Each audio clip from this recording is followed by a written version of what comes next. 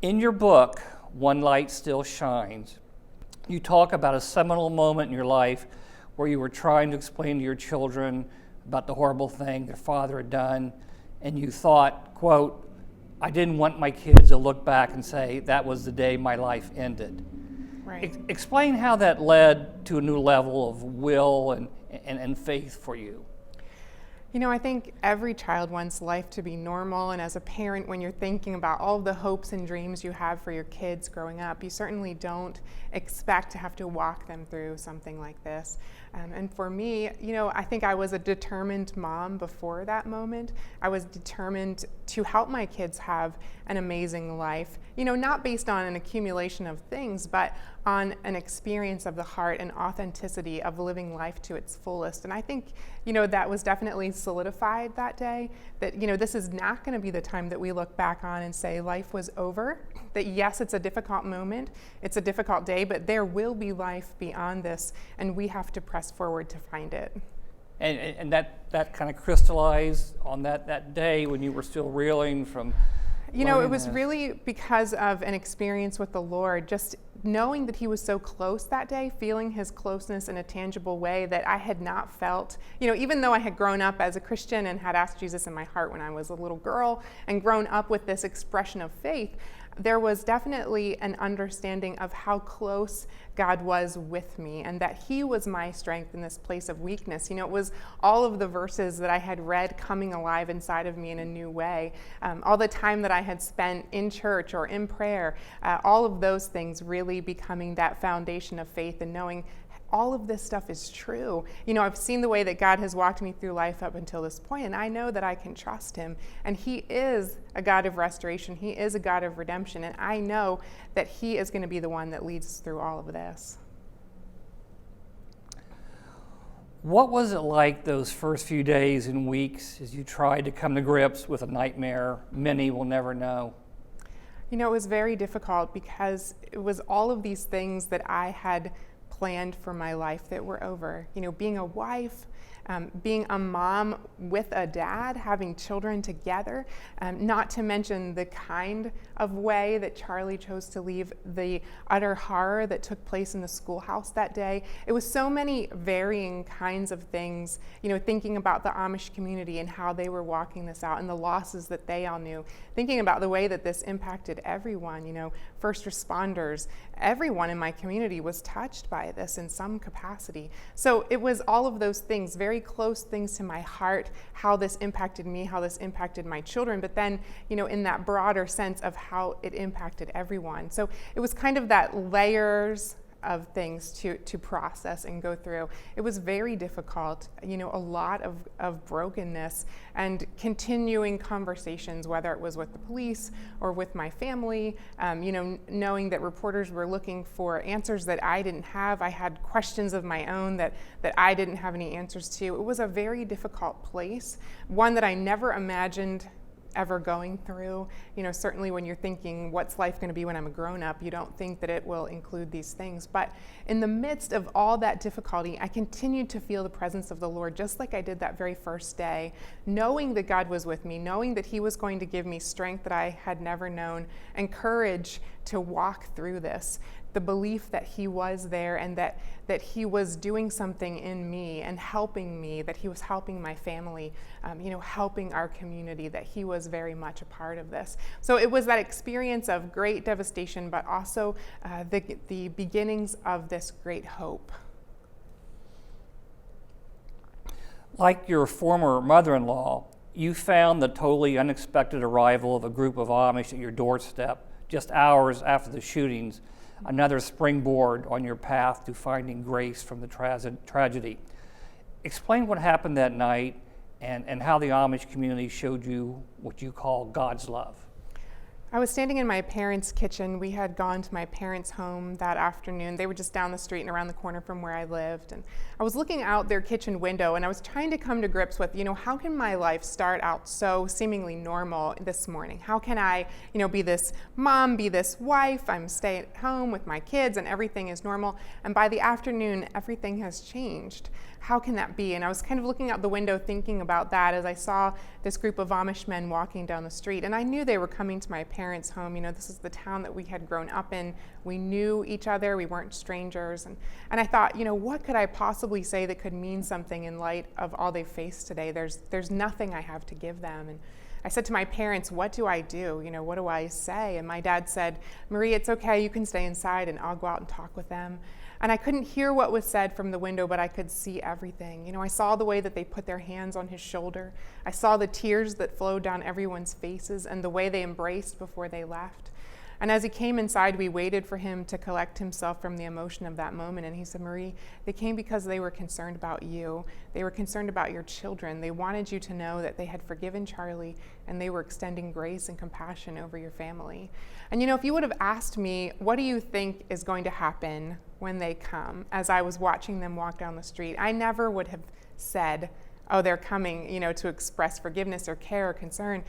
My mind was racing with what kind of questions might they ask? What kind of demands might they make? And rightly so. But that's not why they came. They came to give this gift, to tell of the forgiveness that they had already extended over Charlie and the care that they had for me, for my family. And I think that has so transformed the way that I see forgiveness, that it's this gift. That forgiveness doesn't say, well, the person, what they did didn't matter. It doesn't say that there's no consequences. It simply says, this is a gift that I have to share with you in the same way that they shared that gift with us. Did you develop any ongoing relationships with any of the Amish families or the surviving girls? We had a relationship with several of the families, especially in the early days.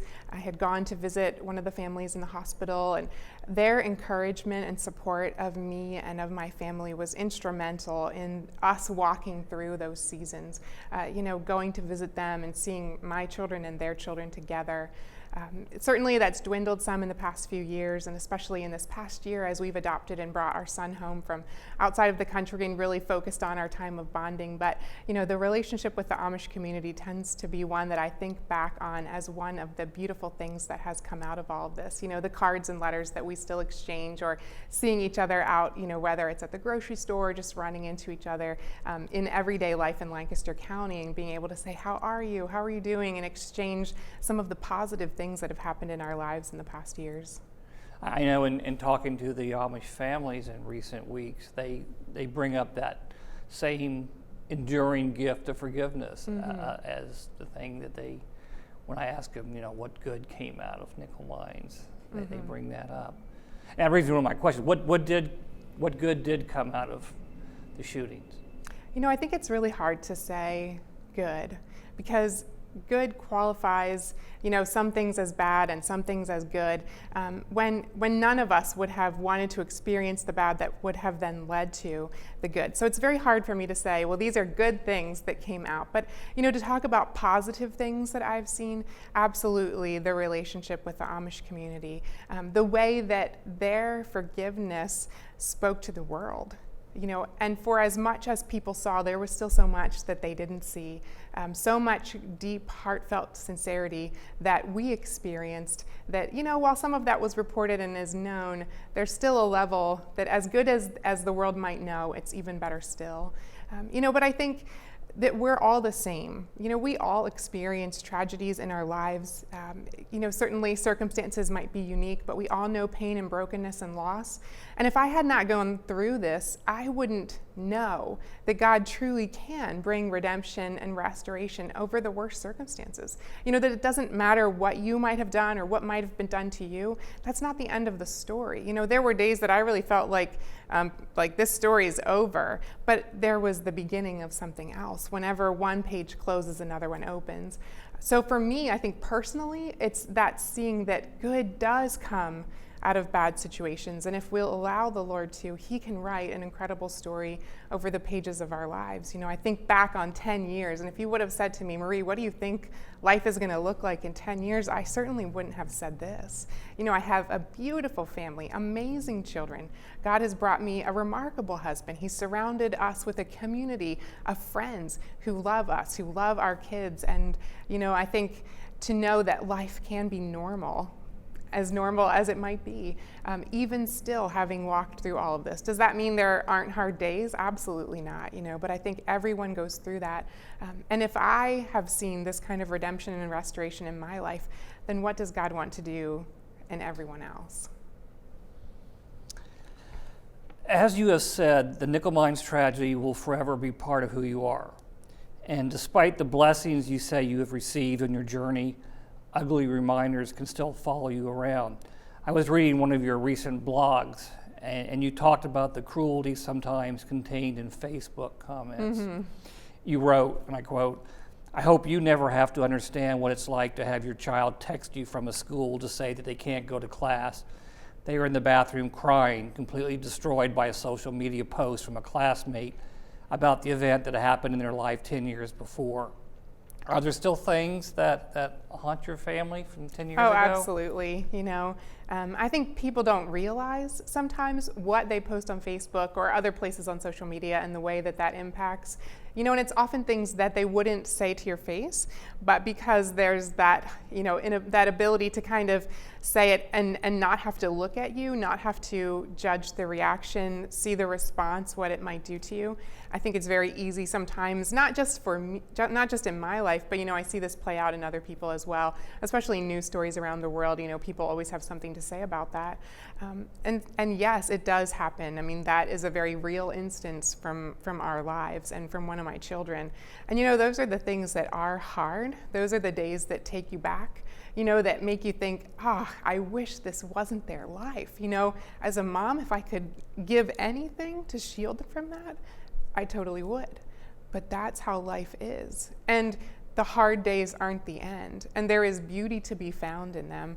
Opportunities to talk and to connect, to say, okay, so what do you know about yourself to be true? Who do you know that you are, even in the face of all of this? You are beautiful, you are strong, you are capable. God has an incredible destiny for you. And I think one of the things I've seen this do in my own children's life is make them more sensitive to pain in the lives of their friends. So it's that, double-edged sword. Yes, it's difficult, but yes, there's still the potential for that to be beautiful if you'll allow God to cultivate even something remarkable in the place of that pain. Do you still give talks about your experiences and how to deal with grief and to heal and to get what you call beauty on the other side?